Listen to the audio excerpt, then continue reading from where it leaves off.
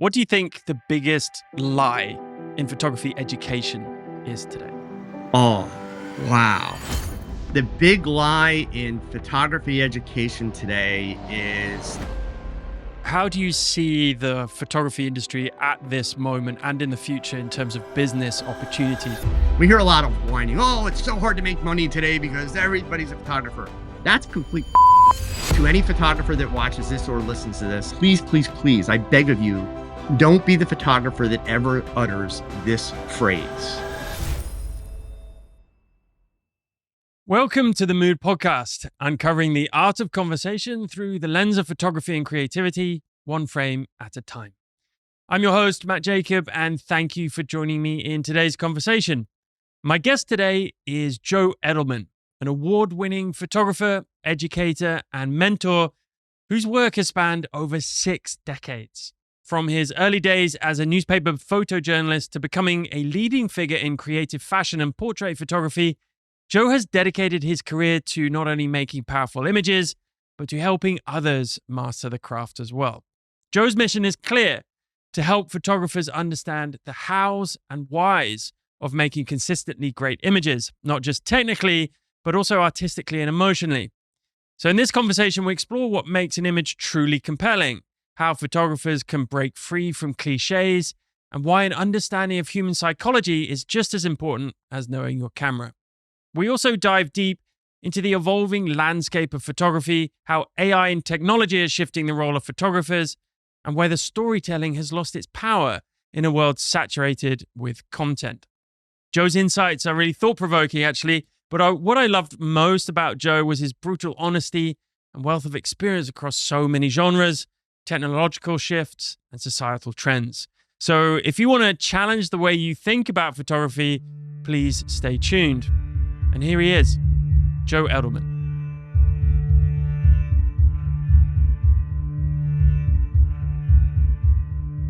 Joe Edelman, welcome to the Mood Podcast. Matt, thanks for having me. How are you? I'm really good. It's so great to have you here. This actually happened quite fast, so I really appreciate you just being really flexible and adaptable to coming on the show. I've been following you a lot longer than it's taken to actually arrange this conversation, and so it's a real privilege to have you on. And yeah, we're going to dive deep into a lot of hows and whys, and a lot of kind of information behind you as a person, as a photographer, and how you kind of got to where you are. And in that mindset, I wanted to start with a simple question, but maybe a larger and deeper one. And with regards to photography specifically, what do you think the biggest lie in photography education is today? Oh, wow. Gosh, Matt, that's a great question, but I have to forewarn you, I don't have a lot of filters. I'm a last year baby boomer that identifies as Gen X. So be forewarned, okay?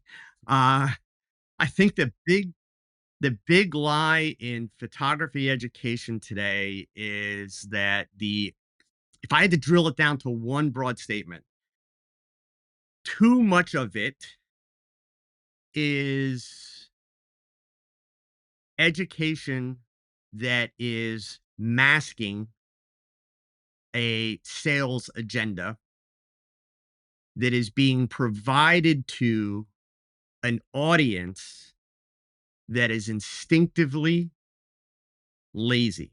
So that's a science thing. I'm not trying to insult anybody with the word lazy, but humans, we are instinctively lazy. We want it easier. We want it faster. Um, that is, I think, the big lie. People are looking for the quick answer, and there's too much education that is a do this, you're good to go. And the problem with that concept in photography, it's not nothing's binary. The only binary answers in photography are physics, right? We can't debate the physics.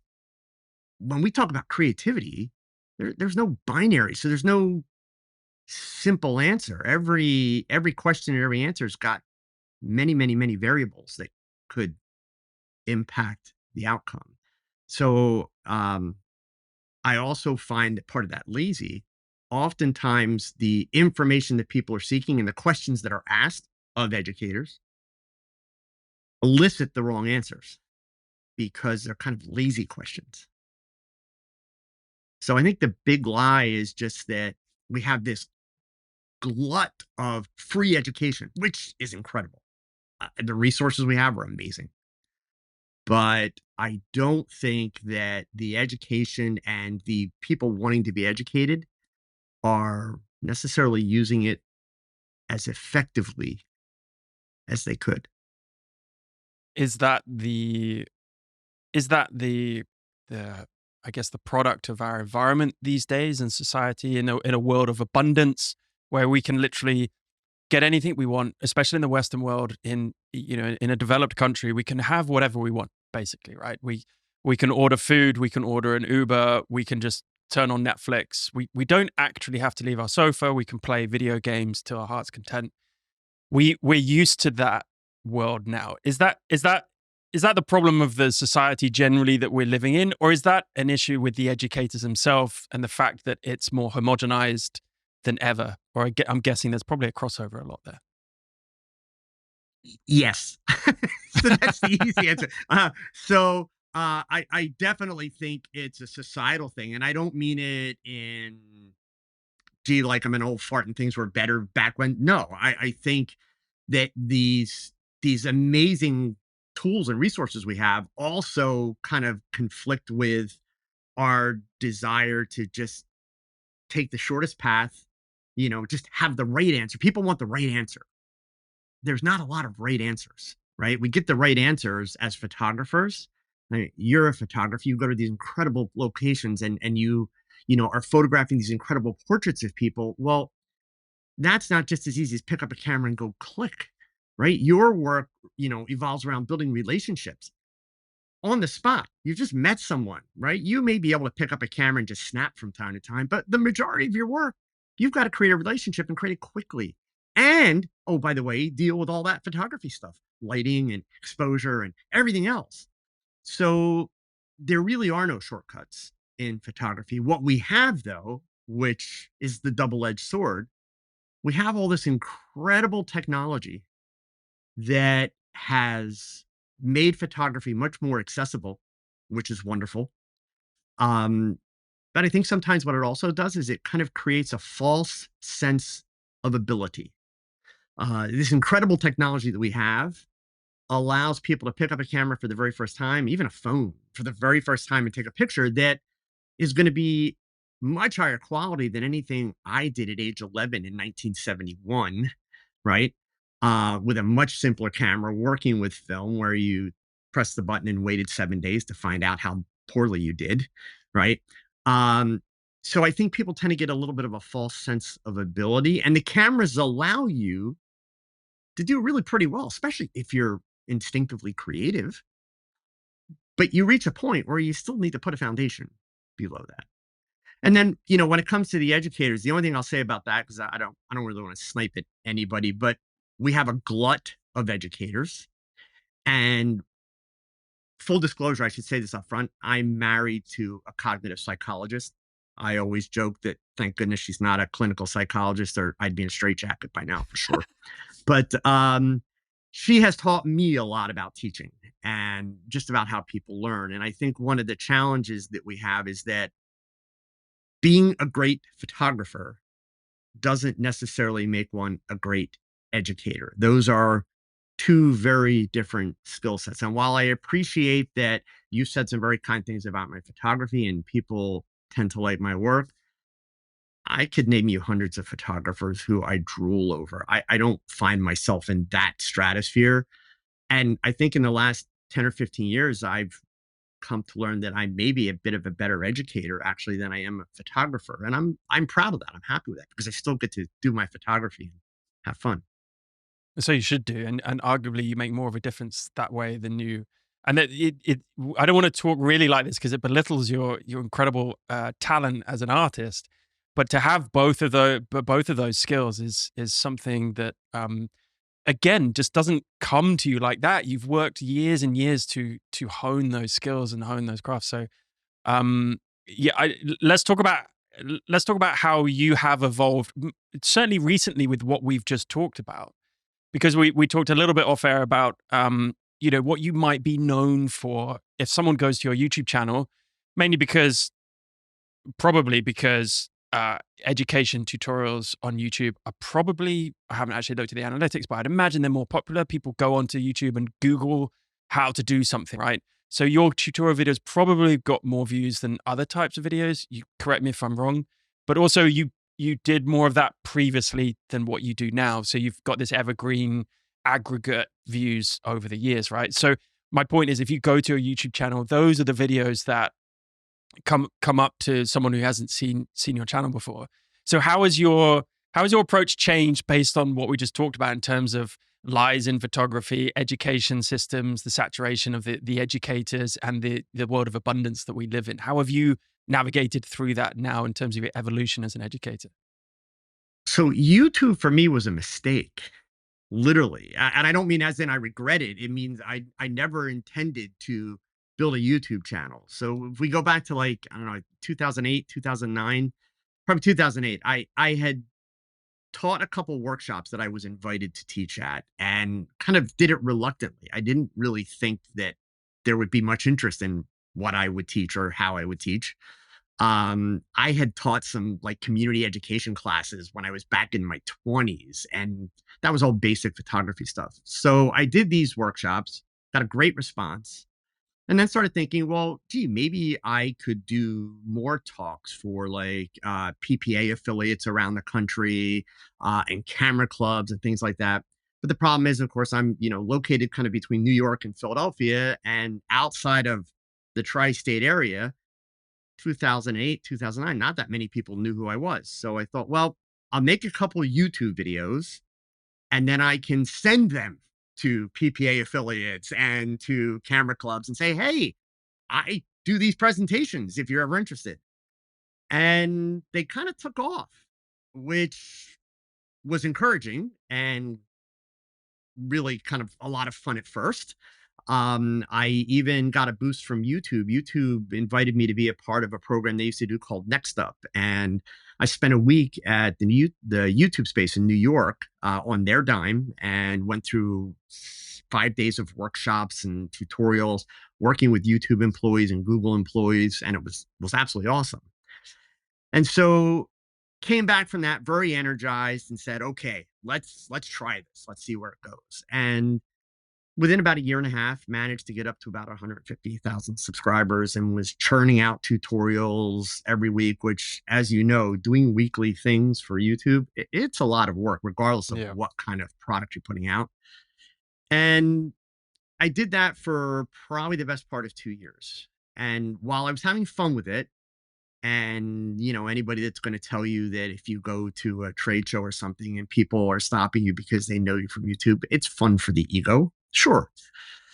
But I literally was in Las Vegas at WPPI, and I had a gentleman come up to me, and you would have thought this guy, like, just walked into Taylor Swift or something. He was all excited, and it's very flattering. But as he's talking to me, he's telling me about how my channel was his favorite channel because it was really entertaining and it was his favorite weekly TV show. And I had made it a habit when I started the channel, and even when I met people, I always engaged. When people would give me a compliment, I would always ask them, what's your favorite thing about it? Why do you like what I do? What do you want to see me do more of? Because there's no better way to be able to learn about how people are receiving your material. And I came to find out that this guy really was the kind of photographer that owned a lot of equipment, bought every new piece of gear that came out, hardly ever took pictures, struggled improving his work, but did little to actually improve his work. And I realized, like, he was really dead serious. I was like his favorite weekly TV show. And that just hit me the wrong way, because I was killing myself to make sure that my videos were packed with information.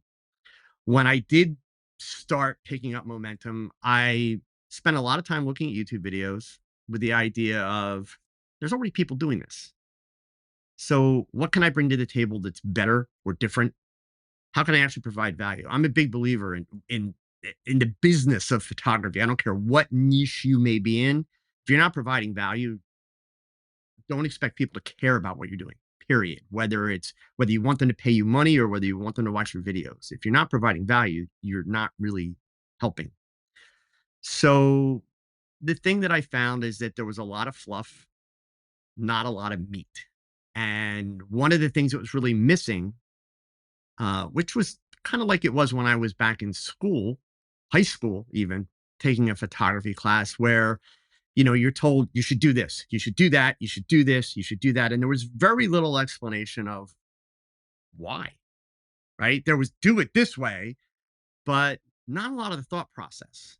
So at best, you were just going to kind of become a zombie where you're following this set of guidelines, but you never really understood why. So that became kind of my thing, the hows and the whys. I wanted people to really be able to understand why they should do something and then what are the most efficient ways to do it with a real focus on kind of problem solving. And, that's how it got started. Fast forward a bunch of years after that, I realized like the problem with what even I was doing, as much as I felt like I was packing my videos, there was no pedagogy to it. There was no curriculum. There was no kind of thread that actually took people from point A to point B. So I remembered my why, and my why was not to be a YouTuber.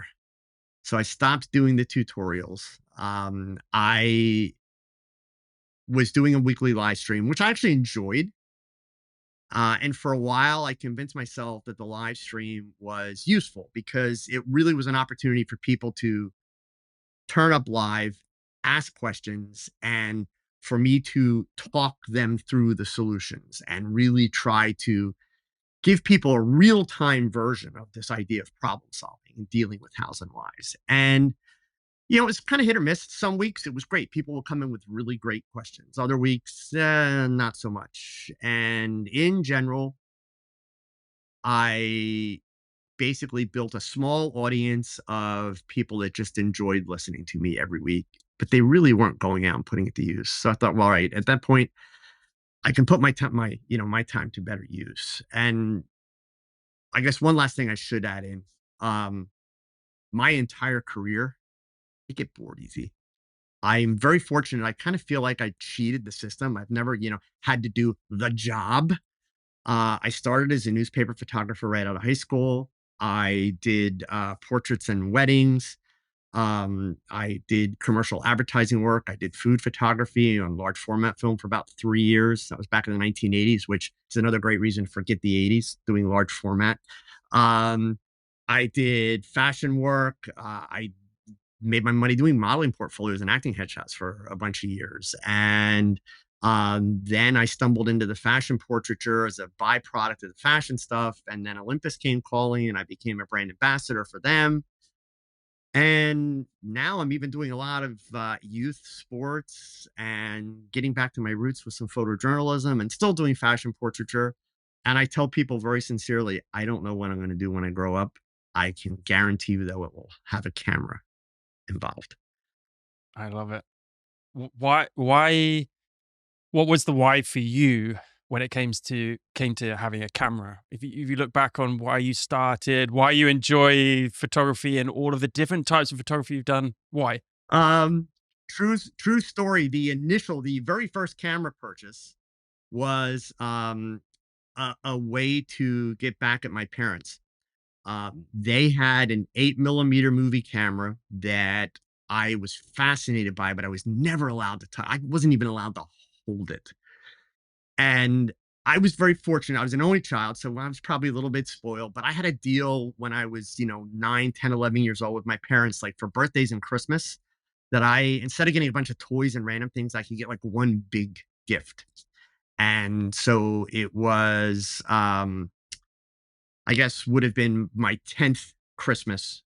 The Sears and Roebuck catalog showed up at the house and I flipped it open and I got to where the cameras were. And they had a camera. It was a German camera, a Hanamex Praktica Nova 1B. And they were selling it for $75. My limit was $100. So I ran to my mother and was like, this is what I want. And she didn't even hesitate. Absolutely not. I think she was smart enough to realize pretty early on that it's not just a camera, there's a lot more. And so it's going to be a lot more expensive. So I thought, all right, dad'll back me on this one. So I went to dad, and dad was like, no. And we went round and around for a couple months because I was really bummed that they didn't keep their end of the deal and said no. And finally, my father said, look, you've been saving because you want to buy a mini bike. You've got $100 in the bank. If you want the camera that bad, buy it yourself. And so the very next day, this is back in the days when, your savings account was a passbook that you took to the bank. Very next day, I asked my mom for the passbook, and I went to the bank. I took the money out, and I went to a camera store in my town and bought the camera. And my first roll of film was a roll of a 36 exposure roll of Plus X. And I will never forget, and it pains me that it's one of the few sets of negatives that I don't have. I lost it over the years, but I took a photograph of my father that day after he came home from work. My father worked in a factory. He had come home from work, and he was sitting on a lawn chair in the yard at sunset. And so my father, you know, at the time, he was probably in his 40s, but he had plenty of wrinkles and stubble and didn't like to smile. So it was just this tight portrait that I made of him with this really like heavy cross lighting. And it was awesome. Like, I can remember the picture in such incredible detail. Um, I don't. That's the thing. I lost the negative. I lost the print, but I could describe that picture literally every little piece of it. And I was hooked. I mean, literally, when I got that roll of film back, standing in the camera store, I was like, oh my God, this is amazing. And I honestly think that that was the moment done. And then I had, well, I guess, you asked the why. I guess the why that solidified everything. People don't believe it because I do so much public speaking, but I was a really shy kid. I would cross the street so I didn't have to say hello to somebody. I started taking the camera to school. I was 12 years old, got to seventh grade, and just to be cool because I had this camera. I walked in a math class one day, and I didn't realize that my math teacher was the advisor of the yearbook. And he walked up to my desk, and he slammed a roll of Plus X or Tri-X on my desk. And in words that teachers could not say today, says to me, you bring that damn camera to my classroom every day, and I've never seen you use it. Go shoot this roll of film for the yearbook. Bring it back to me, and I'll process it. I'm like, free film? Cool. So I did. He processed it. And then he gave me two more rolls of film with a 3x5 card. It was my first assignment for the yearbook. And it was to photograph some club after school. But the problem was, it was all ninth graders. I was in seventh grade. I was terrified. I didn't think I could do it. And, got to after school, got to the room. There's all these kids in the room. The door's closed, but they're all clowning around and goofing off because they were waiting for the photographer from the yearbook. Finally, a kid walked out the door and saw me and turns around and yells, the yearbook photographer's here. And everybody stopped. Everybody looked at me. And these people that have never talked to me, never even as much as said hello to me, are like, what do you want us to do? Where should we do it? All these questions. And suddenly I was important to them. And I realized the camera gave me access people, which is something I'm sure you can appreciate with, your portraits and that. The camera was a way of being able to approach people. And then I kind of evolved into photojournalism. I had my first pictures published when I was 14. By 16, I was freelancing for newspapers and that. And by 16, I was photographing President Ford, Jimmy Carter. I photographed Sylvester Stallone while I was shooting Rocky 2. And so there was this access to things, and the idea that I was photographing news events and seeing it, and then I would come home and my parents were watching it on the news, but I was there. And that was kind of it. I mean, that was from that point on, photography for a way for me, it's people. Still to this day. I mean, even the only time I didn't do people was the 3 years I did food. And it's because it paid really well and it just kind of fell into my lap. But I got bored with it. That's why it only lasted for 3 years. Everything else has involved people to some degree.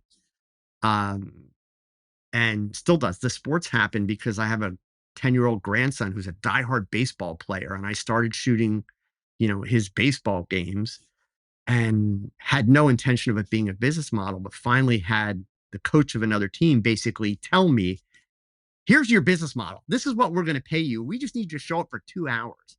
And it was money that would have been stupid to refuse. So, you know, so that's kind of how it's really all worked for me. It's all been just that pursuit of trying new things. I love new challenges, always love new challenges. And if there's people involved and I can learn new things, I'm in. What a fantastic story. I love the clarity behind your why and how it made you almost feel a bit more of belonging within your peer groups, and I totally empathize with that. It's definitely a tool for that connection. But what I want to drill down a little bit more on the photo, that first photo of your dad. Maybe your wife it would be better to answer this question, but why do you think because I know exactly how you feel, when you get a photo or you see a photo and you go, oh, everything's come together, some of it luck, some of it intentional, and you just have this feeling, but it's very difficult to quantify or even qualify. Why do you think we as photographers, many photographers around, get that buzz from seeing a photo? Is it something to do with creation? Is it something to do with meaning? Why do we feel like that? I think it can be all of the above. I know very specifically what it was for me, and it wound up shaping kind of how I prioritized my creative process through my entire career. It was that lighting.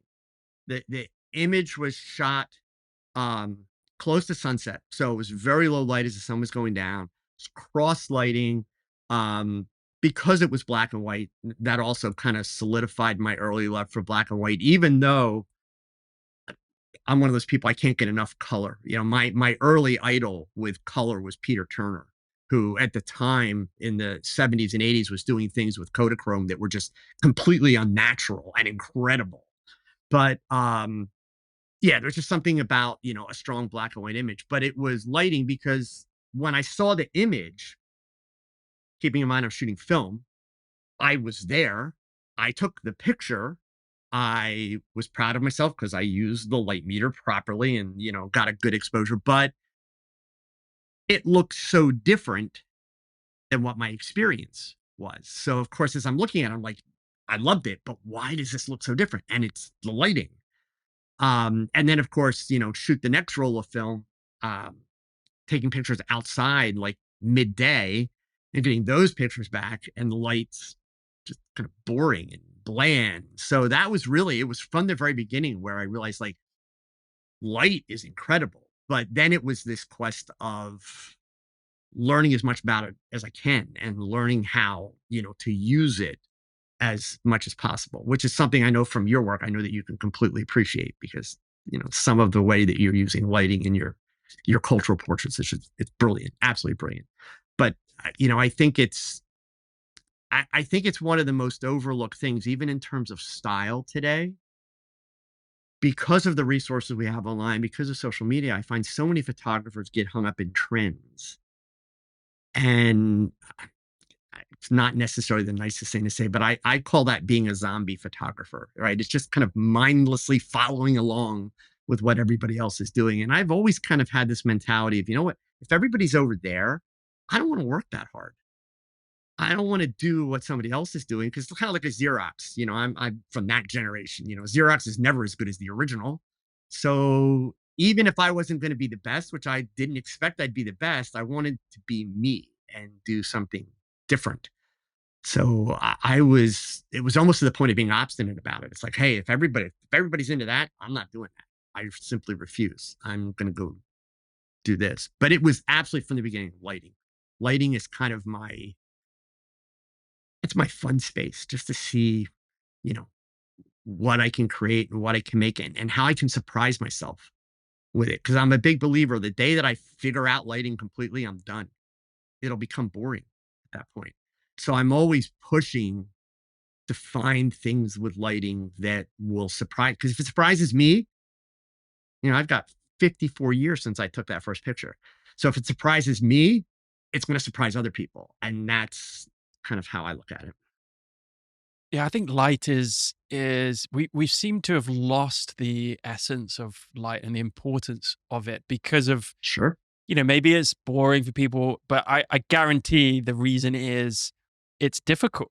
It takes a long time. It goes back to what we were saying before. It's not a quick fix. To learn to really see light, and I don't want to throw cliches out like that, but to really understand and ha- and have lighting be this natural thing that you can understand without even thinking about it. It takes time. It's difficult. It takes time. It takes practice. It's not something really you can of course watch lighting tutorials on YouTube, but until you actually do it and see it and understand Thank the you. Yep. effects of so many different lighting, then and I think lighting transcends all trends, right? So if you have any photo, any type of style, but it has good light, you're already winning. You're already being great if you sorted out the light. Screw the rest of the rules and the technical aspects, but if you've got light, you don't have any dark, I guess. Let tell me about the hows, right? We talked about hows and whys. Is one more important than the other these days? Do you focus a lot more on the why than the how? I know they interplay, but how do you see that from an educational standpoint? Well, I mean, at this point in my career, I certainly focus much more on the why than the how. But even in the way that I teach, I'll give you an example. Since I'm generally associated with some kind of portrait work, right? Um, People like to have simple definitions of what makes it good. In especially here in the US, but in many countries in the world, we go through grade school or early years, and there's a right and a wrong to almost every question, and we're trying to get that A grade, and that kind of sticks with people, right? In photography, it's not quite that simple. It's really not. So, portrait's a great example because people say even something as simple as what's the best lens for shooting a portrait? You can appreciate this because you don't always shoot portraits with short to medium length telephoto lenses, right? So, the best lens, the best light, the best background, the best pose, all of that depends on the why. Why are you taking a portrait? How will the portrait be used? Simple examples: a portrait that is going to hang in a really elegant living room above the fireplace in an ornate frame is almost certainly going to be shot and lit and composed much differently than a business portrait that's going to be used for a resume or a LinkedIn profile. Those two will very likely be shot much differently, composed and lit much differently than a portrait or portraits that will be used for a dating app, right? Or a simple social media profile. So, what determines is it a good portrait is really based on the why. So the how comes, after. Once we know the why, we can certainly get to the how. And at that point, I think that in any photography situation, if you take a few moments to consider the why of the picture, the how becomes a lot easier because it's almost kind of like you're dissecting what are the requirements going to be, right? We might do that elegant portrait on some type of a colored or texture background that is also going to fit in with the decor of the room. So everything's going to blend together very nicely. Whereas the portrait that we're doing for that business headshot or LinkedIn profile or resume portrait is going to be best suited by having, a very simple, solid color background, clean white, or maybe a black, but more likely maybe a gray or a white, that type of thing, right? So once we know the why, it's really a lot easier to figure out what the how should be. And the other thing too, for people that like a right answer, to know that they've got it right, understanding the why really makes it easier for you to kind of evaluate and quantify, did I get it right? It kind of, the why holds you as you're making all of your creative decisions and all of your technical decisions. The why holds you accountable with those decisions, because if you ignore the why, well, then your image fails. That's a great way of putting it. Almost the why before the how. The how kind of comes at the end. And even for somebody taking vacation pictures, right? You see something, and we've all had that, right? You know, you're walking around, you've got a camera with you, and you have that, I call it the urge, right? That moment, like, oh, I should take a picture of that, right? By all means, snap that picture. Don't think too much about it, because it might be a moment that's going to be gone forever, right? Um, I find that one of the problems we run into with social media is photographers quickly develop what I call epic apathy. And that is the fact that they won't press the button if the picture is not going to be epic. And so many people do it. And I don't know about you, but I hate to admit it, I'm even guilty of doing it from time to time. I'll have a camera with me. It might be on the front seat of my car next to me, and I see something, and there's that moment, and then I stop. Yeah, but the light's not really good, or I don't have a long enough lens, or I'm not going to be able to get close enough. And we skip just creating a memory of something that was, ooh, that's cool, right? But I think even when you're out doing that, once you've taken that first image, capture that moment. Don't worry about, is it an amazing picture? Is it going to be epic? Is it social media or Instagram worthy? But then ask yourself, what's my why here? Why did I go? What is it about this that I want to be able to communicate and to create with? And so, kind of take a beat and then go through the process. I know throughout my career, one of the things, and I was very fortunate, I had an early mentor point this out to me. One of the things that has helped me in every type of photography I found myself getting into is building a workflow, building good habits, right? It's creating a discipline. Um, the more that you do that, and even as a beginning photographer, the sooner that you can start to get into that idea of having a set of habits, even with the way you choose your exposure settings, everything that you do, kind of having a workflow, that's taking a lot of the multitasking out of the process, because we think we're good at multitasking, but we're not. Science tells us that. And it's really getting you to the point where you're able to put most of your bandwidth on your subject, right? I don't care if your subject's a building. If you're going to make a great picture, you need to be paying more attention to the building than the gear, right? So, yeah, I mean, I think for me, I've been very fortunate. I've kind of always approached things that way. And I find it's a discipline that really helps me make sure that I'm not overlooking things, that I'm not making simple mistakes, obvious mistakes. Epicopathy. Love it. I'm definitely going to steal that phrase. I call it, the banger mentality. People want bangers because it's Instagram, it's likes, it's validation, right? And I see that so often. And yeah, I've fallen foul to that sometimes as well. I try and I talk about mindful photography a lot. Just no, like having that feeling, but being aware of that feeling, whether it is, oh, I really love that composition or that light, I want to take a photo, or it's, oh, I didn't take that photo because it's not going to be a banger, right? And then thinking, okay, well, why? I'm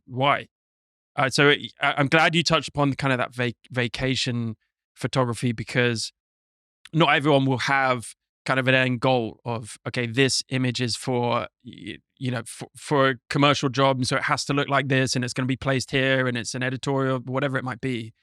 People just want to, a lot of people just want to go out and take photos, right? But like you said, they want that quick answer, but you can't really understand that answer until you really understand, well, why do I do this? Why am I doing this? What do I enjoy about it? Why do I enjoy that part about it? Until you really understand yourself and what you're doing these images for. Whether it is just happy snaps on holiday, great, but but then at least you understand the reasons behind, and therefore you can understand how to go about doing it. So I really love the way you describe that. And what about not being able to get what we want in terms of the final images? Or if you're a professional, having that fear of sucking. I know you've done a few talks on this. Like, Yeah. I think I saw one on your website or on your YouTube about not being afraid to suck, right? If you want to be successful in photography. Tell me more about that, why that's important, and how we kind of overcome that fear. Yeah. So, I mean, I guess being, somebody that identifies as Gen X, in my generation, if you had a problem or you had anxiety, you were worried about making a mistake, you were pretty much told, get your head out of your butt and, deal with it. Um, in all fairness to younger photographers, the world's changed a lot. And there is a lot more anxiety. And there's, my generation didn't deal with things like 9/11 or any of that kind of stuff, school shootings, right? So the world's very different. And a lot of people do have those fears. They're worried about failure. It's a stress that makes it very hard. I talk about the don't be afraid to suck. There's a couple pieces to it. One is especially for a new photographer, a young photographer, it's to try and encourage them, don't put that pressure on yourself too early. Um, you touched on the idea before that, even with all the great learning resources we have and YouTube videos, at the end of the day, you've got to go out and pick up a camera. If you don't pick up a camera and take pictures, you are not really going to learn this stuff, right? Because it's very experiential. And for photographers, I like to call it a visual database. In life, we kind of have this experiential database that we all build. We start when we're toddlers and our parents tell us, don't touch the stove, you'll get burned. Eventually, we all touch the stove and we get burned. And then we never do it again intentionally, right?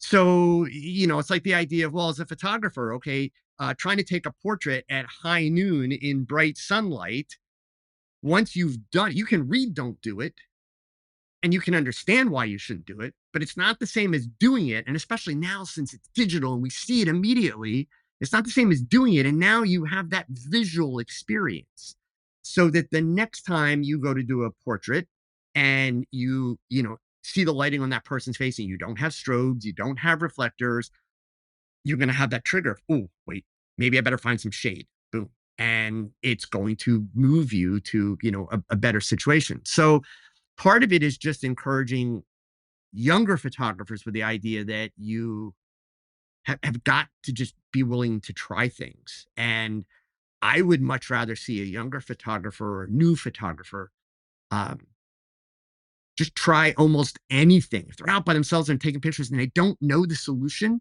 just try something. Try a couple of things, right? For somebody with a little bit more experience, it's really a matter of never let yourself assume that you're that good.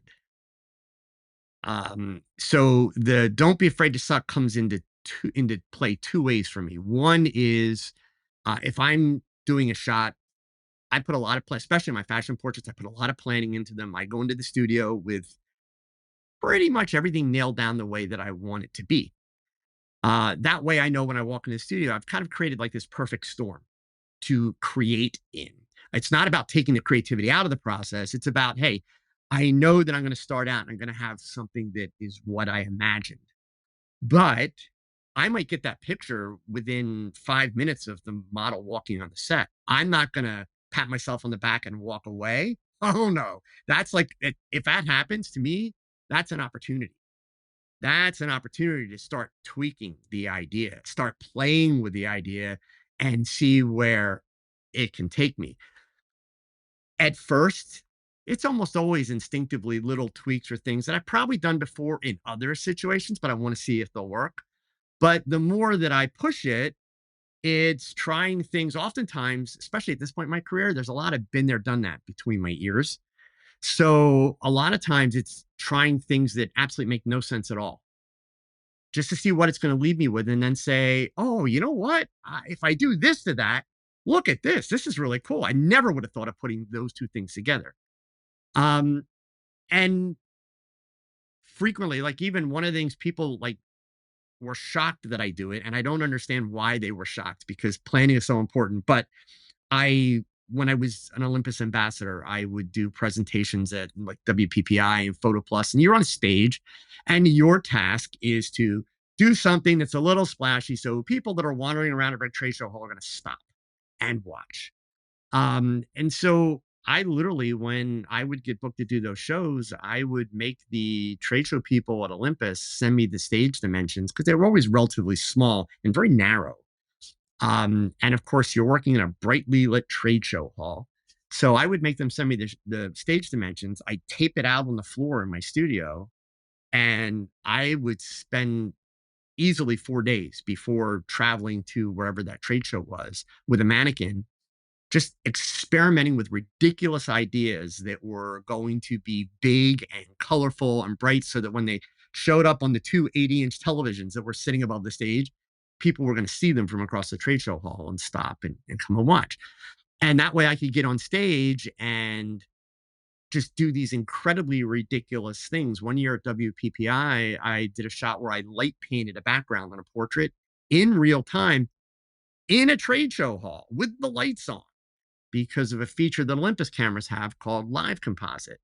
So it was always about, just what can I do that's really different? But it's not, those ideas don't come to you just when you're sitting and you figure it out. I mean, every now and then we get lucky, but they come to you by sucking at things. It's like literally embracing failure. And it's kind of the equivalent of just like throwing stuff at the wall and seeing what sticks. But as you develop more and more and more experience, your experience or your visual database will start to connect dots with some of the things that you put together and you realize, ooh, I can try this or I can try that.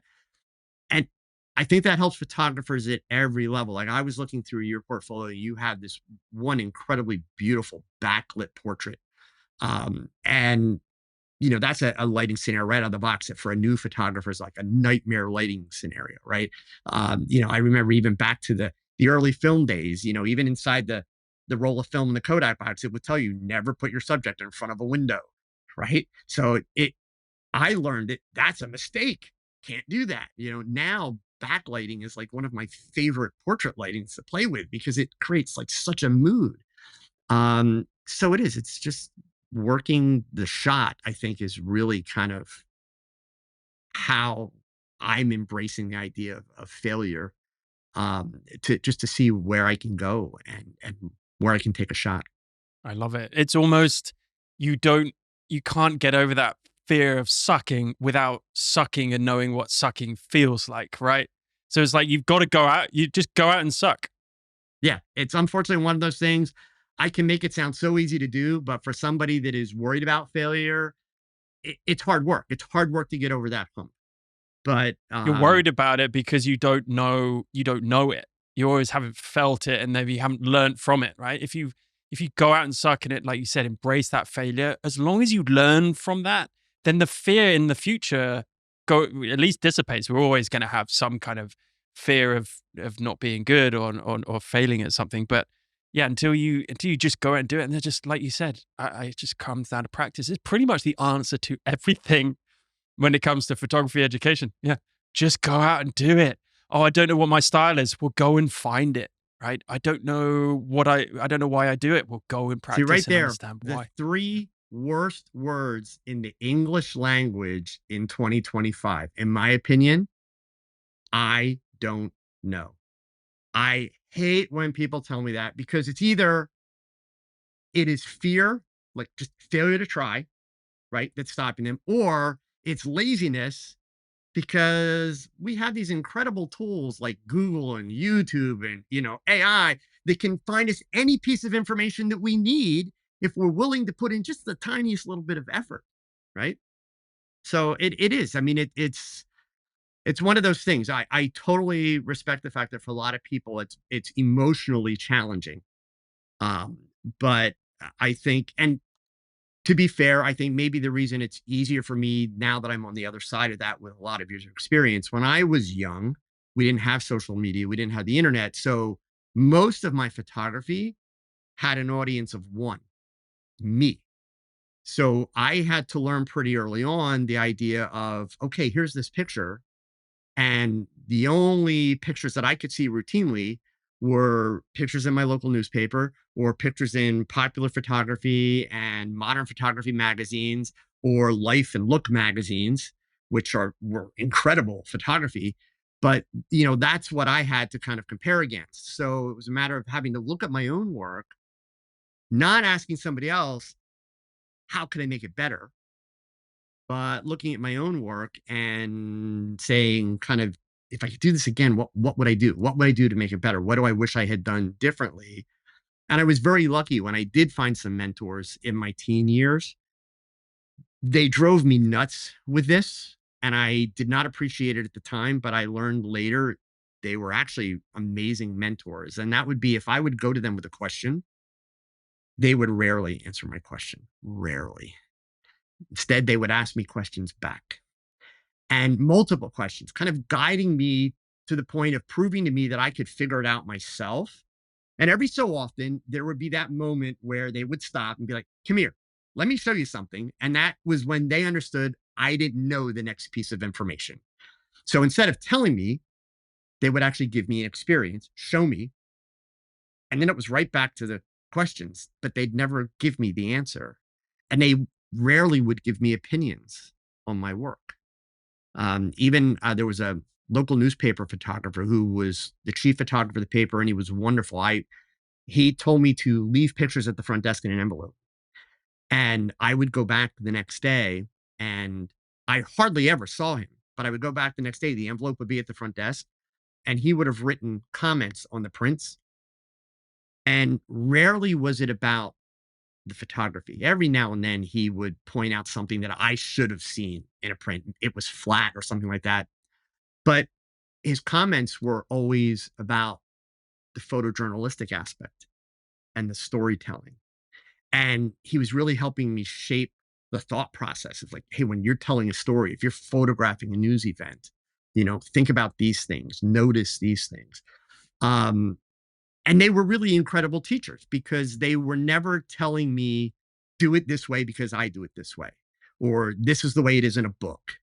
And even the idea of rules, I never heard of rules in photography until like the 1990s, early 2000s, especially when the internet came along. That's when rules blew up. And I think part of that was a generational change too, because again, people were looking for kind of easy guardrails, so to speak, so that they could say, hey, I'm on the right path. I'm doing it right. How do we know when it's time to break the rules? Um, I have strong feelings about that. So first of all, let me say this. To any photographer that watches this or listens to this, especially if they, let's say, are age 30 or over, please, please, please, I beg of you, don't be the photographer that ever utters this phrase. Quote, you have to learn the rules to break the rules, unquote. There is plenty of science that's very simple that says, look, once you know the rules, you're already in the box. You're going to have to work that much harder to get outside the box, which we like to be lazy. I mean, even with technology, what do? We make it smaller, lighter, faster, and we get it to do more for us. That's as a society, as a species, that's what we do. So we don't want to make it harder. Um, and I even, you know, I encourage people think about your own experiences whether I don't care if you're doom scrolling on Instagram or you're in an art museum or a photo gallery, and you see a photograph, and it really stops you. Like, wow, start to pay attention to how many rules that image follows, because more often than not, you're going to realize it actually doesn't follow a whole lot of rules, right? In fact, if you go to Google and you type in the phrase iconic photographs and then click on the images tab, you'll recognize most of the photos. And you also notice that a lot of them are not sharp. The composition's horrible. Um, they're fuzzy. They're printed flat, right? They're technically they suck by the way we're taught, but yet we hold these images up. They stood the test of time. These are iconic. So why is that? It's the moment. It's what those images represent, right? So, if at all possible, for somebody that may be brand new, if they're listening to this, please pretend you haven't heard about rules and just ignore them. Don't worry about them. There are simple ways to do composition without using rule of thirds and rules. There are simple ways to understand exposure, which unfortunately in today's digital world, 2025, we're now into the third generation of consumer digital cameras. Most people do not actually understand how those cameras work with exposure. We still talk about exposure and teach exposure like it was 1999. The cameras don't work that way anymore. The industry has not kept up. And the camera companies aren't going to rush that because people don't like change. So they still call everything the way it was back in the film days. So you're better off to not even worry about breaking the rules, but don't worry about them in the beginning. And for people that just think, oh, I'm trying to like sound cool, let me encourage you, go do a little bit of research on where those rules came from. It's a little bit of history research. I'm not making this stuff up. The rules were created by people that weren't as creative as those that they admired. So they applied some math, they applied some statistics, and they figured out how to do something that's consistently good. But also, as a byproduct, when you follow all those rules, you're creating stuff that is consistently predictable. For me, that's boring. 100% agree. People just need to, again, put in the work, go and learn about why these rules were created and when, right? They weren't created before photography was invented. That's for sure. So yeah, it's a really quick and easy exercise for people to do. Totally agree with everything you said. I think it's indicative of us as humans, like you said, to want to kind of make things formal and put things in boxes so we can kind of tick those boxes as we go. That's the way our brain is wired. Problem solution. It's not that easy, and it doesn't always work. And I would always argue this is the beauty of the world that we live in today in terms of social media. There's many things wrong about it, but there's some really cool stuff that you can use it for. Go and see what your audience thinks about your images. Fuck the rules. Like if you don't follow the rules, but you like your images and you have an audience that like your images, isn't that what this is all about? If you find enjoyment and purpose in the way you create those images, some might do better than others, but there's an audience out there that I'm sure will resonate with what you do. Yeah. And So, I would expand on one um, thing you said in there. You said about if you like your images, see what your audience thinks. I don't think we talk enough about if you like your images. If especially if you're a young photographer or a new photographer, I don't care if you started photography in your 60s and you're brand new to it. If you're evaluating your images strictly based on what everybody else says, God forbid, if you do manage to have some success, you're going to be miserable because you're not going to be doing what you enjoy, right? The real key, at least I believe, to good photography is you've got to be able to look at your own work and you've got to be able to be honest with yourself about what do I see? Sure. Are there things that other people will see that maybe we don't notice? Are there things that maybe people with more experience will notice? Absolutely. And that can be very helpful. But I would never let my audience or another photographer shape my work because I'm going to wind up doing stuff that's not me. And, your audience doesn't really have a vested interest in you.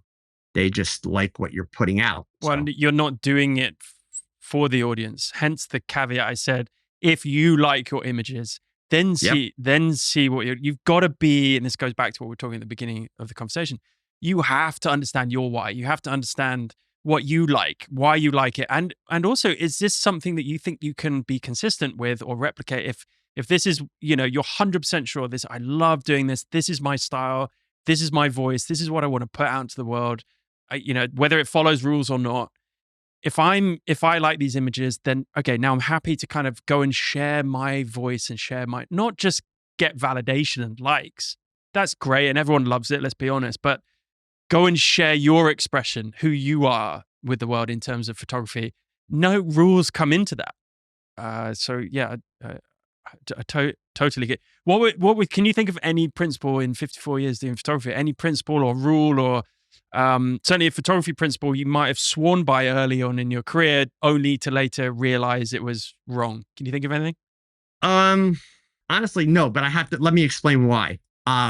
When I got hooked on photography when I was 11, probably within that first year, I tried to do the responsible thing. And I went to the library and said, okay, I want to get a book about composition because I had seen stuff about that in a photography magazine. And I wanted to get a book about exposure and just photography in general. So I go to the library, and the only book on composition, it was like bigger than the Bible. It's huge, right? And so I checked that one out, and I checked out another book that had a really good section about, exposure, and it even had a section about Ansel Adams' zone system and all that kind of stuff. So I was like, great, I want to read this. And I brought them home, and my first mistake was, okay, I'm going to do composition first, where I really should have done the basics first. But nonetheless, I start reading the composition book. I didn't even make it halfway through the first chapter. I got about halfway through the first chapter, and which was really kind of laying out like, these are all the rules that we're going to talk about. These are all the things, and I'm reading about Fibonacci spirals and all this stuff. And I had this moment of clarity, which has fortunately served me well. And that moment of clarity was, if I have to remember all these things and I have to think about all of these things before I press the button, I'm never going to get around to pressing the button. Right. It was overwhelming.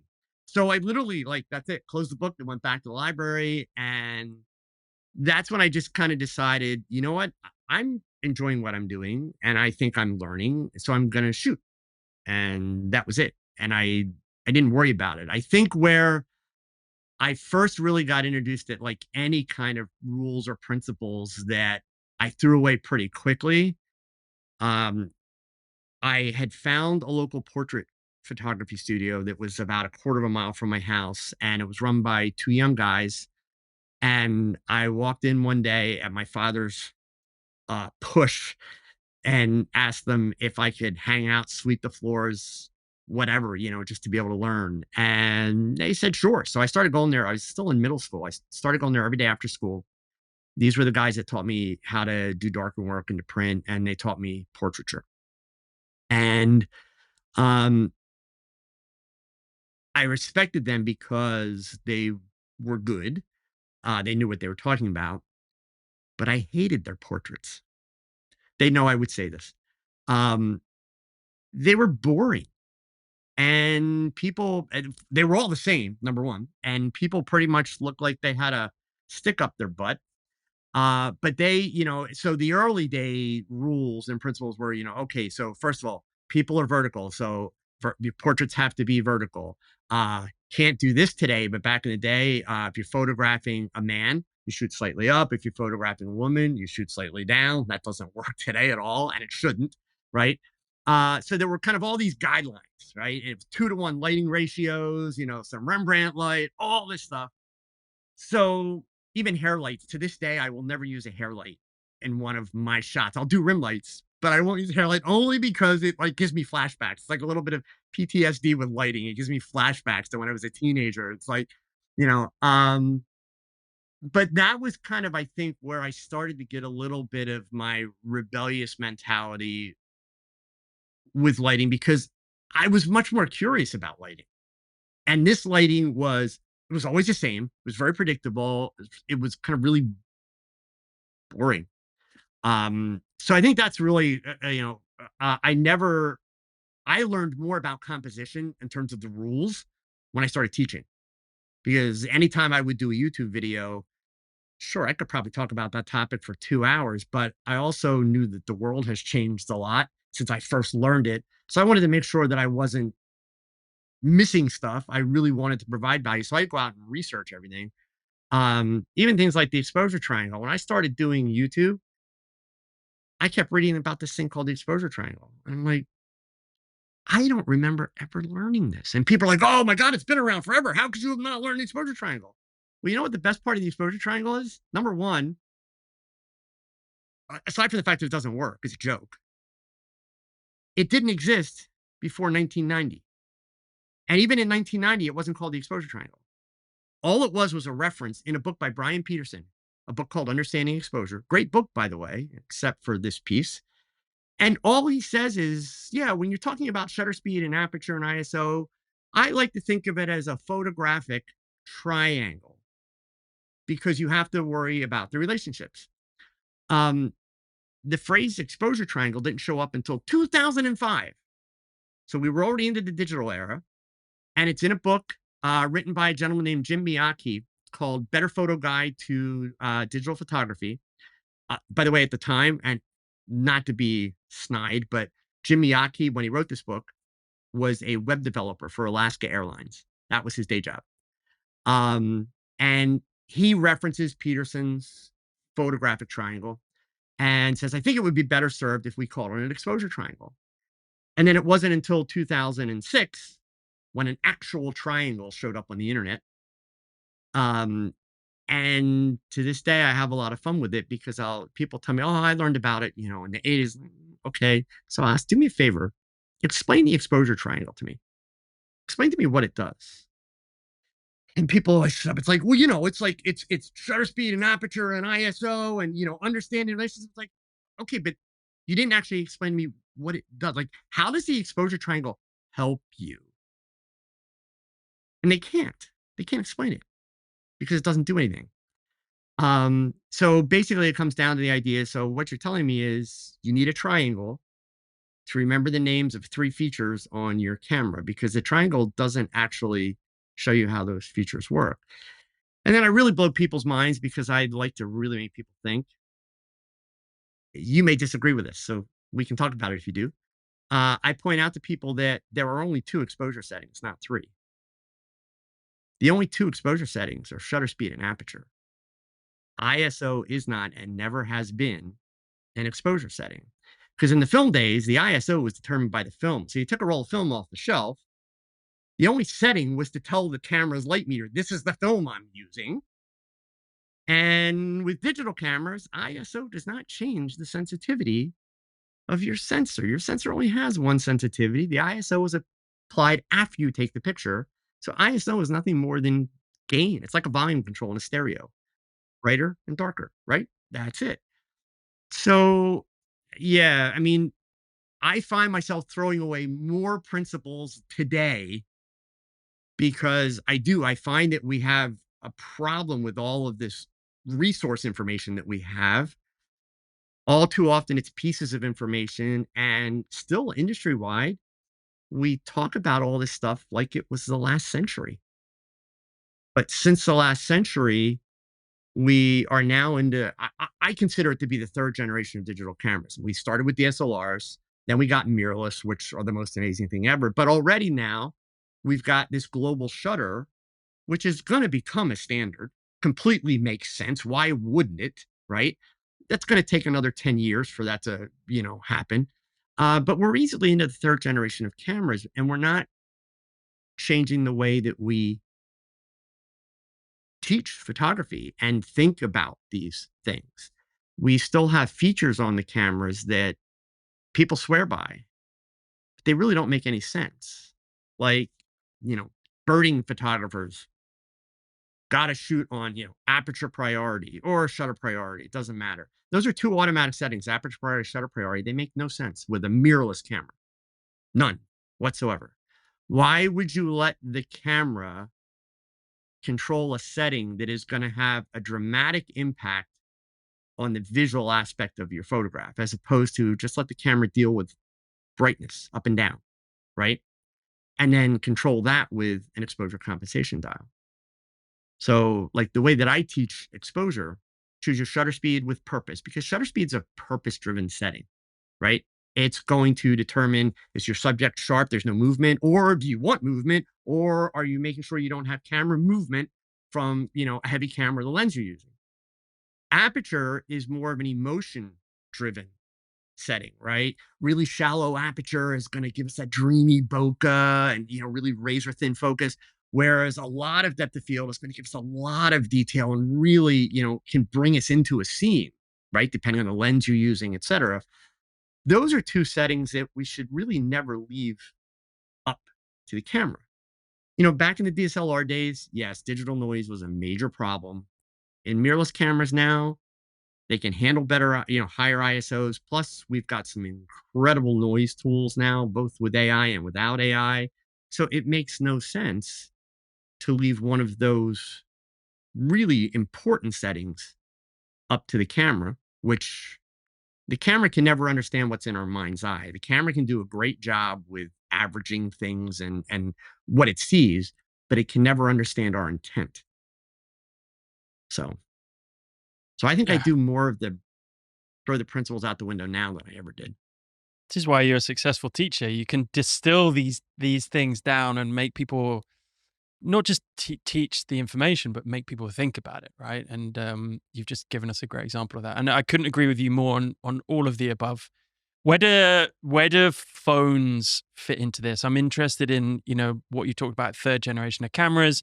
Do you do you think that phone cameras will kind of be a bigger part of the photography industry, or do you think they'll always be lagging in terms of the technology that you can fit into a phone?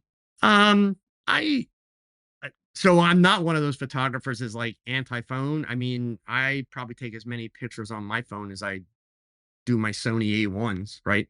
But yeah, I think there will always be a difference or a jump from what we're going to see the phone's able to do to what we can do with the real cameras, if you will.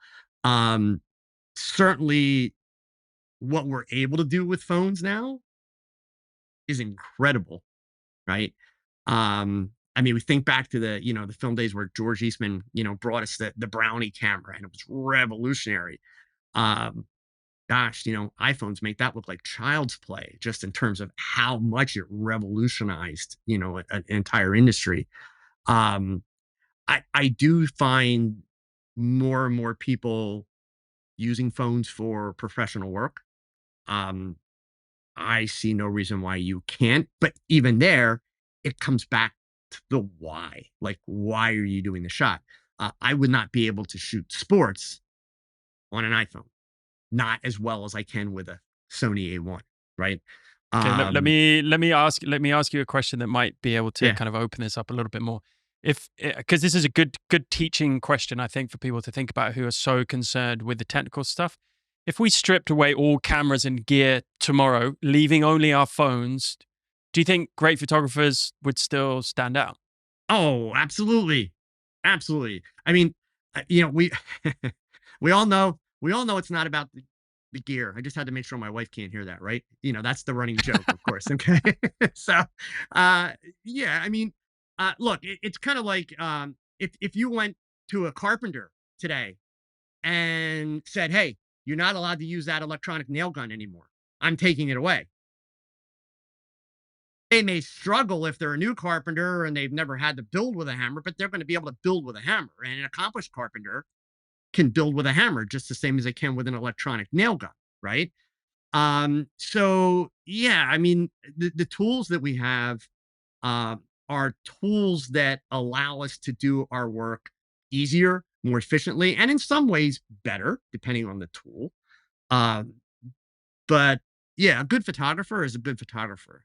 Um, if you hand them a digital point and shoot, they're going to take a few minutes to understand how does that camera work, what control do they have, and they'll solve problems with it. Even if y- I had to shoot sports, if I had to shoot a sports picture, with an iPhone, well then, okay, what are the things that I know I can control? Well, I'm going to do everything possible to make sure that action that I'm about to photograph is coming towards me or away from me, because if it's going across the frame, not likely I'm going to be able to freeze that action. But if I can change my angle to do the shot, I can get away with a lot more, right?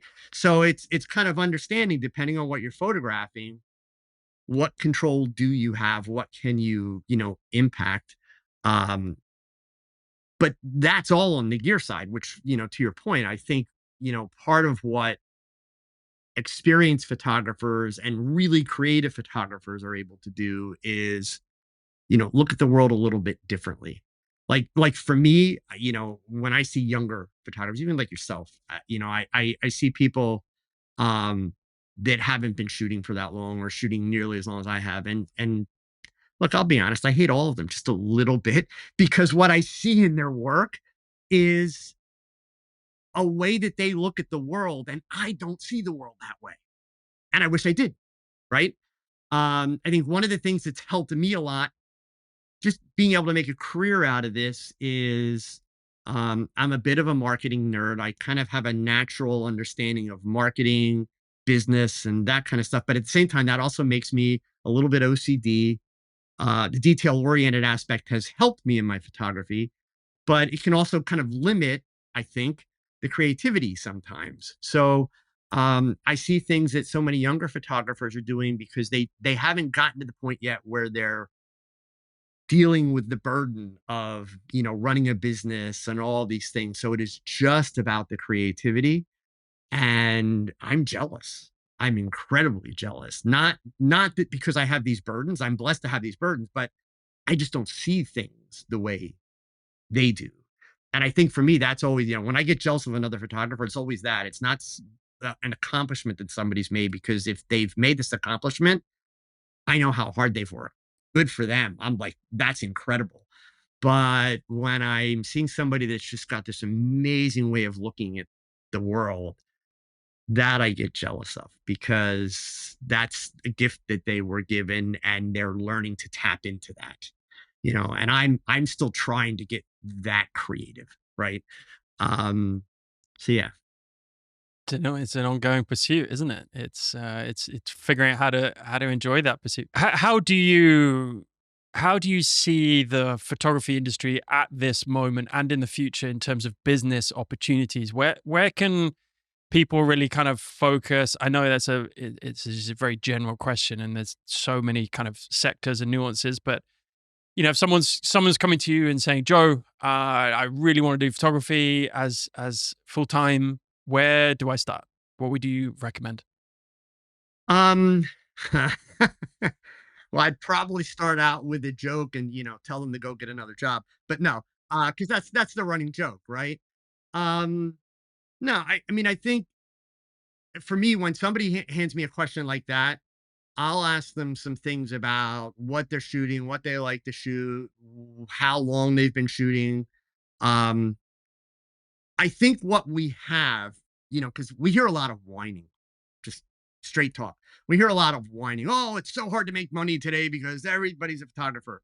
That's complete bullshit. That is not the case at all. There are just as many photographers now.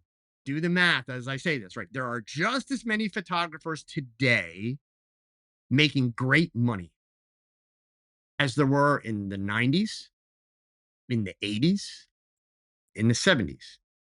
But what we have today that's different than the 90s, the 80s, and the 70s, not the digital cameras, we have a whole lot more photographers.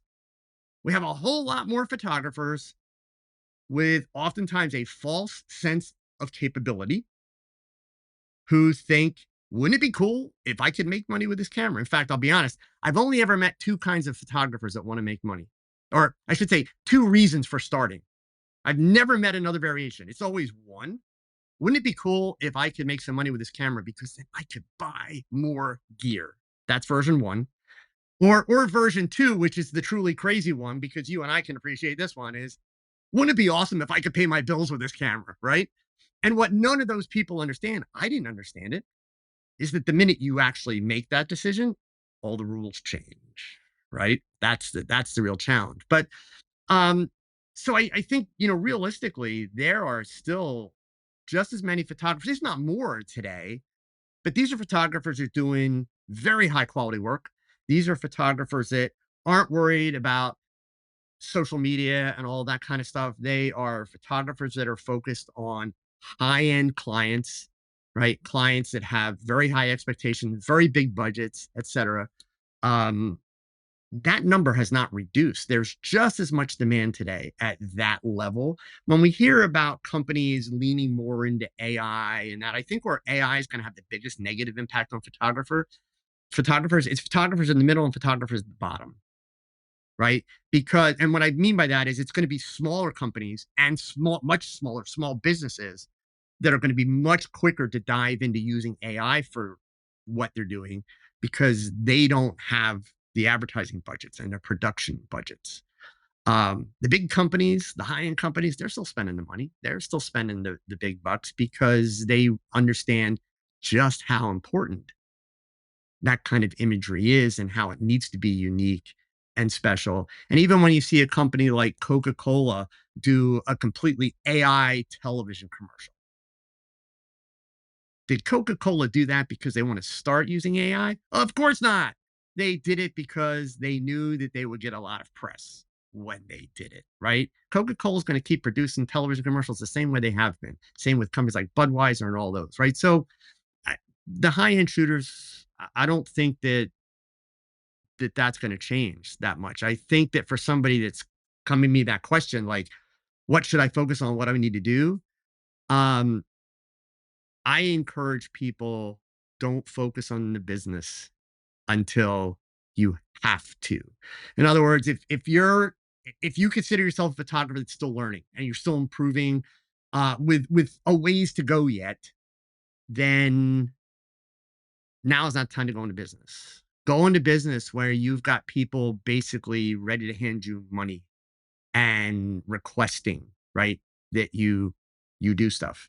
That's a really kind of, to me, the ideal indicator that says you're doing work that is special. You're doing work that is creating its own demand. Is too many photographers that kind of put the cart before the horse with the business. They're the ones that are complaining, well, there's too much competition. But yet, I've never had competition. I can't imagine that you actually have competition for the work you do because I've just always done me. And then the challenge is find the people that appreciate what I do. We do get so hung up in social media and all that kind of stuff. Business today for a photographer is no different. And this will really irritate some people, but I firmly believe this. It's no different than it was in the 1980s when I first opened a portrait and wedding studio, right? The mediums were different, right? Advertising for me in the mid 1980s, word of mouth. We still have word of mouth, but we also have social media, which can push word of mouth faster and broader, which is amazing. So better now. And if you were making money, you could afford to put an ad in the yellow pages because that's where people went to find a photographer. And the yellow pages were expensive, right? So you had to be making money or you were going in the hole just on the yellow pages. Today we do have all these incredible platforms, which, yes, they require a little bit of effort, but any marketing does, but you can do it for free. You don't have to spend money. So when you factor that we have that access, if you're just doing the same thing that everybody else is doing, yes, you're being lazy and you're asking to fail. Every person on this planet is unique to themselves. We share lots of commonalities, of course, but we're all individuals. We all have our own individual experiences and everything through life. We have a uniqueness to it. You have to lean into that uniqueness and you have to be you.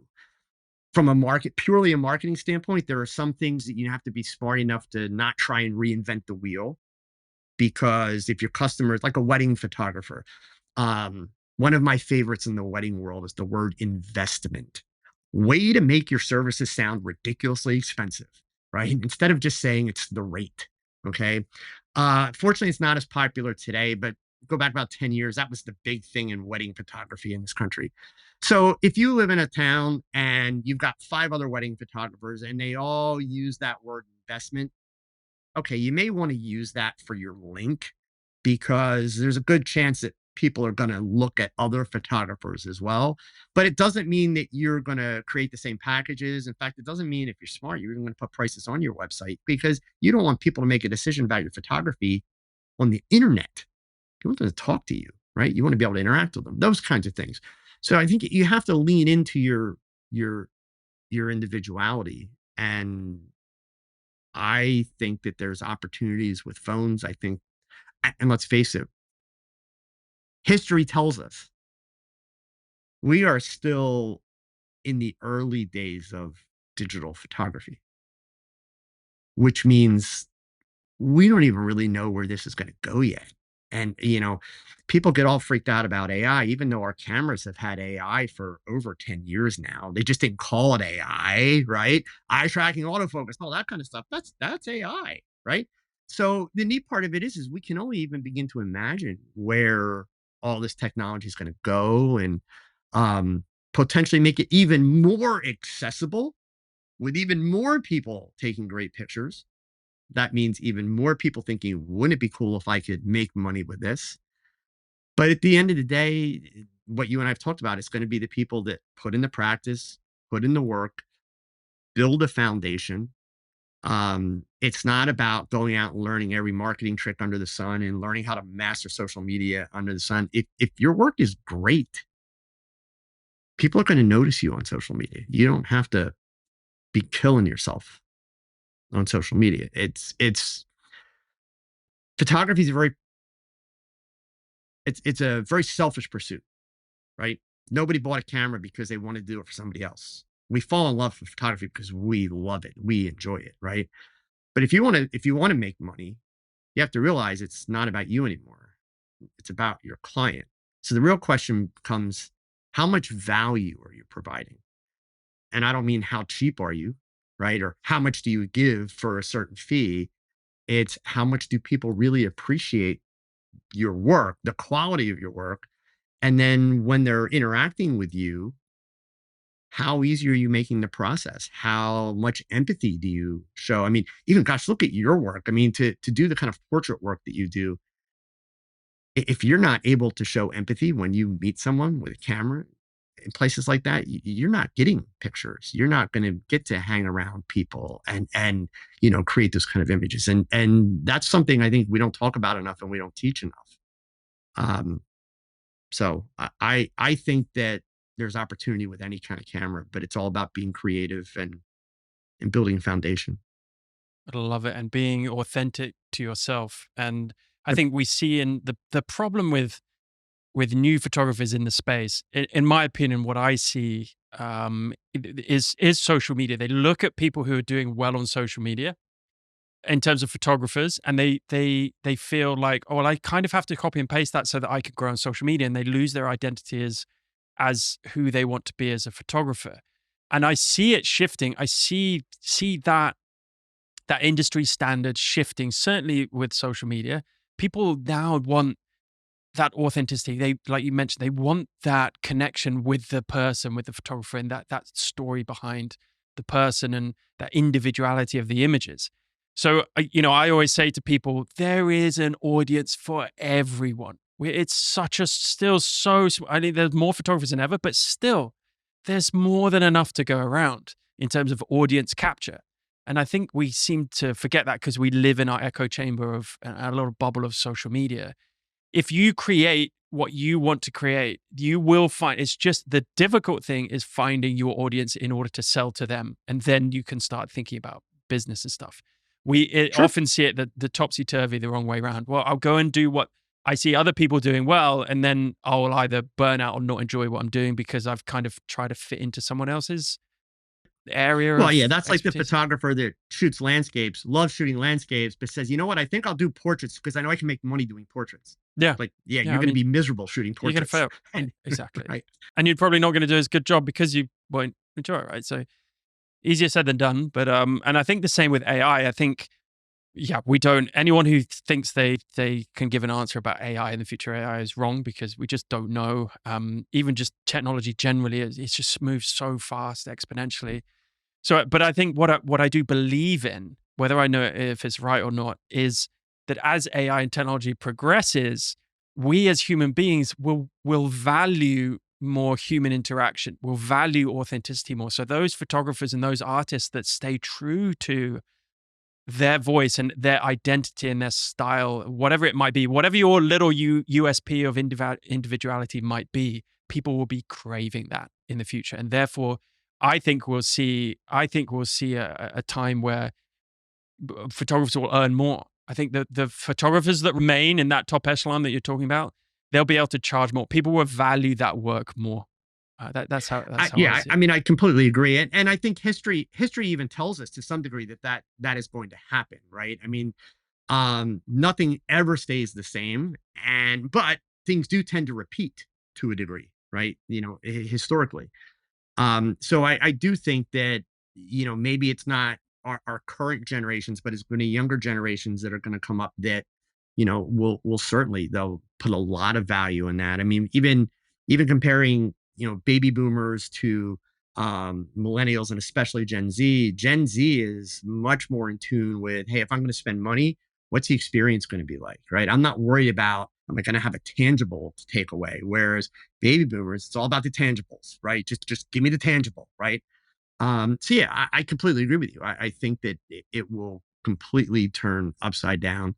Um, and let's face it. I mean, I know even in this country with the political climate, we're dealing with, a lot of people are avoiding social media like the plague at this point because they don't want that stress to deal with because it's kind of hard to escape it. So even that in and of itself, I think it's going to start to create a generational shift where um, I think it'll actually even help creativity because people are going to look for other avenues to, to spend their time and to do things. So I think when it comes to what we're talking about with photography and creativity, I think it will wind up having a very positive impact. So.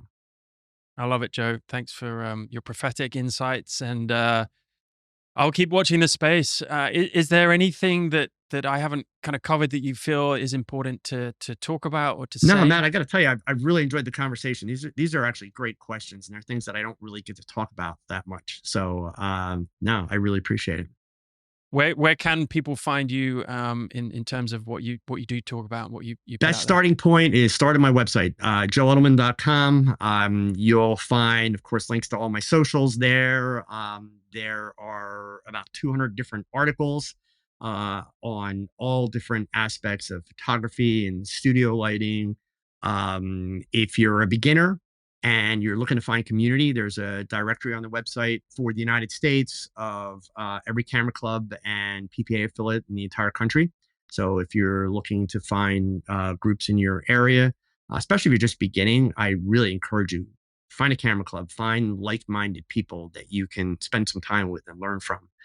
And if you happen to be into working with models and doing fashion portraits and the kind of stuff I do, there's a directory on there of modeling agencies all across the US, as well as makeup artists all across the US. There's a lot of good resources on there. I And love those that'll link directories out you to, put together. It was just such a problem that I saw in the photography world. It's like, why?